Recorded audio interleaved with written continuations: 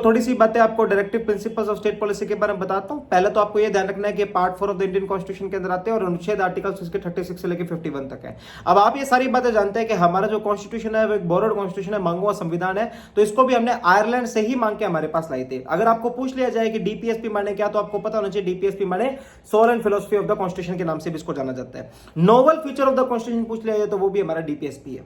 अब देखो, हर चीज को लाने का ऑब्जेक्टिव होता है। हम जानते हैं हमारे फंडामेंटल राइट्स को क्यों लाया गया था। फंडामेंटल राइट्स हमारी इंसान की जिंदगी थोड़ी आसानी से चलती रहे, एक उसके मूल काम करने के लिए जो उसके पास बेसिक अधिकार होने चाहिए वो तो उसके होने ही चाहिए, इसलिए फंडामेंटल राइट्स लाए थे।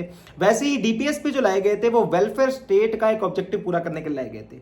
डीपीएसपी का बेसिक मतलब होता है कि राज्य को कुछ निर्देश दिए जाते हैं कि तुम ऐसे स्टेट को गवर्न करो, ऐसे गवर्निंग करोगे तो राज्य थोड़ा अच्छे तरीके से चलेगा, ऐसे पॉलिसी फॉर्मेशन करो, इस पर्टिकुलर चीजों का लोगों का तुम ध्यान रखो।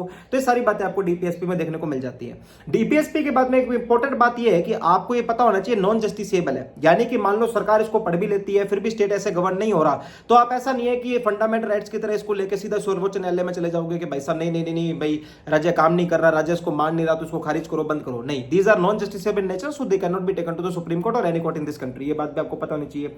बस एक लास्ट बात है कि fundamental elements of the country ये डीपीएसपी के अंदर आते हैं। पार्ट 4 36 से 51 आयरलैंड से लिया था। इतनी बेसिक बातें आपको डीपीएसपी में पता हो तो आपका काम चल जाएगा।